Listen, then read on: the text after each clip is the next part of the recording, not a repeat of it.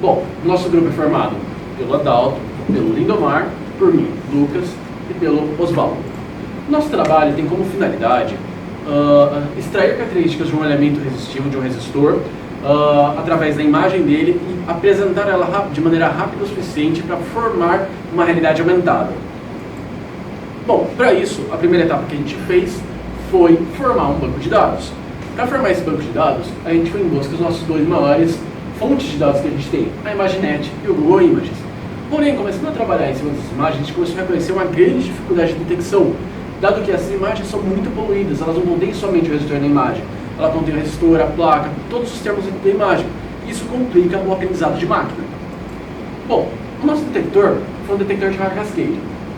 Ele foi apresentado pela primeira vez em 2001 no paper do Paul Viola e Michael Jones. O Hair Cascade ele tem duas principais características, os features e as imagens integrais. Os features são esses templates que ele usa para poder calcular e encontrar os elementos. Ou seja, ele aplica um template desse no treinamento e descobre qual é a forma, dada aquela forma, qual é o valor esperado para retornar.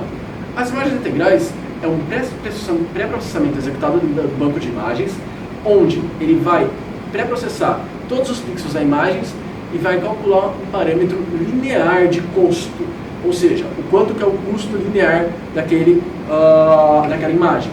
Dado que esse custo linear pode ser também reproduzido em filtros retangulares, o que se torna muito interessante quando a gente fala que os nossos features do Hair Cascade são retangulares. Então isso facilita e agiliza muito o Hair Cascade, por isso que ele é um elemento tão rápido. Bom, o Hair Cascade trabalha em duas etapas. Primeira etapa, aprendizado, e depois a predição, a prática realmente dele.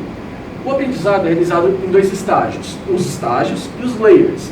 Os layers são as camadas onde ele vai analisar o grupo de pixels da imagem. Os estágios são os bancos de imagens. Essa sequência de layers é o conhecido como cascata, o efeito cascata do Hair Cascade.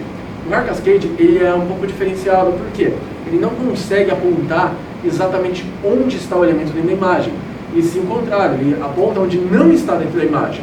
Então a certeza dele é do verdadeiro positivo, vamos dizer assim. Ele vai eliminando os verdadeiros negativos. E ele vai passando os verdadeiros positivos que ele tem dúvida para frente até o final do processamento. Bom, dado isso, a gente foi em busca da nossa base de dados para treinar o Hair Cascade. Para poder fazer isso, a gente teve que ir em busca de um aparato para poder fazer a captura das imagens com maior controle. Esse controle é necessário para poder desfocar o fundo com relação ao resistor propriamente dentro da imagem. Nisso, a gente conseguiu um banco de dados com imagens muito puras, bem limpas, onde o resistor está bem destacado na imagem e o plano de fundo é totalmente neutro, sem textura, sem variação de cor. Bem, voltando ao treinamento, como eu tinha dito, ele é treinado em estágios e são os layers. Cada vez que ele treina mais um estágio, ele vai aumentar a quantidade de layers a fim de melhorar o treinamento. E a cada vez que ele inicia um novo estágio, ele pega um novo grupo de amostras de imagens positivas, que são as imagens onde realmente tem um resistor dentro dela. E ele mantém aquele mesmo grupo de imagens negativas, que é onde não tem o elemento da imagem, em lugar nenhum. Bom, esses são nossos testes.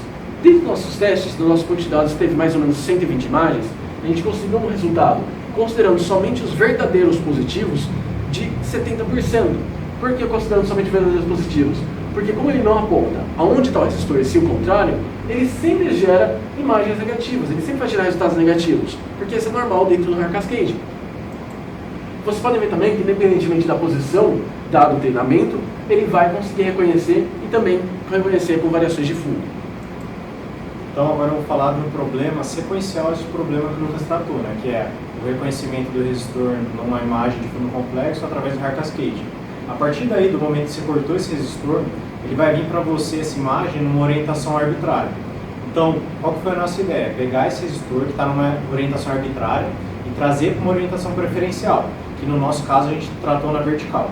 Então, para fazer isso, tem uma matemática por trás, que são as matrizes de covariância, os autovalores e autovetores.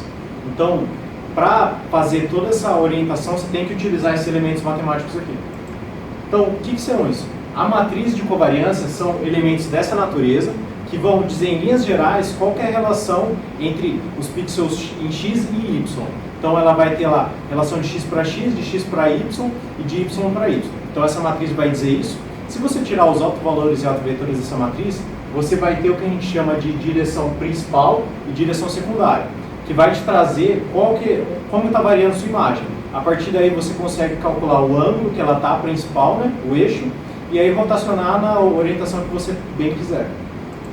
Então, para Computer Vision, como funciona isso? Primeiro, você tem que binarizar a sua imagem, então transformar em preto e branco absoluto. A partir daí, você faz toda aquela matemática, matriz de covariância, autovalores e autovetores. Aí você vai achar o ângulo, e aí com esse ângulo você consegue rotacionar e colocar na vertical, que foi o que a gente fez aqui. Note que para isso aqui está no fundo sólido, no fundo preto. A gente tentou também trazer isso para um fundo complexo, só que não funcionou muito bem, porque essa etapa de binarização não funciona bem para fundos complexos, com textura. Então a gente teve que partir para um outro tratamento. Qual foi esse tratamento? Foram os métodos Snake Adaptative.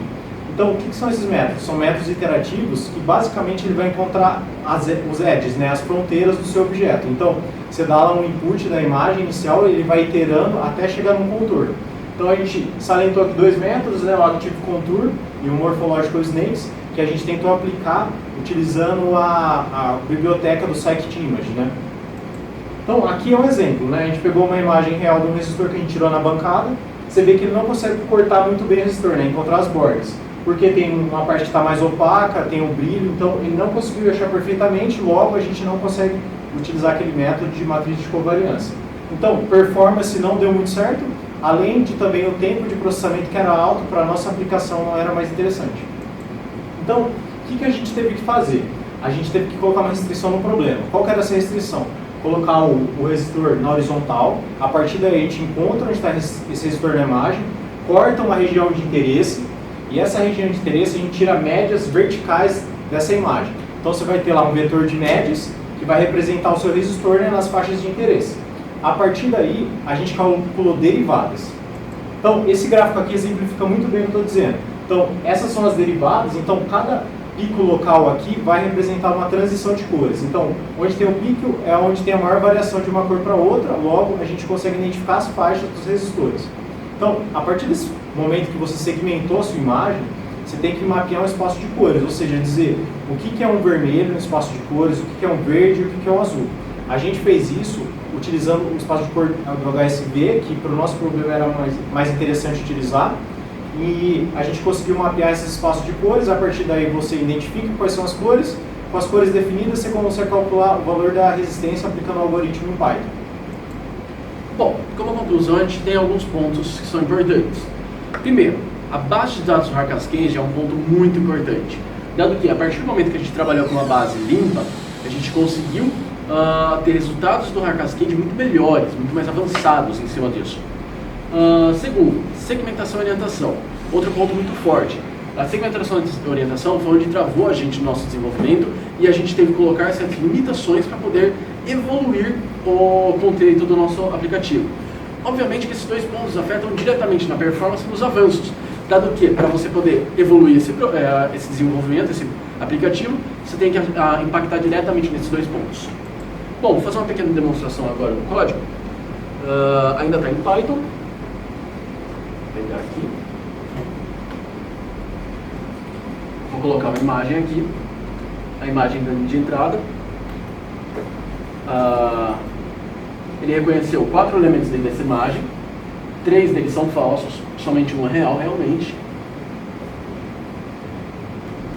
Desse real, você consegue ver aqui a região onde ele achou o real, as cores que ele detectou, o violeta, o verde e o vermelho, a transição de faixa deles e aqui o valor dele, 7.500 ohms. Então ele consegue ter um reconhecimento bem interessante já do valor dele. Bom,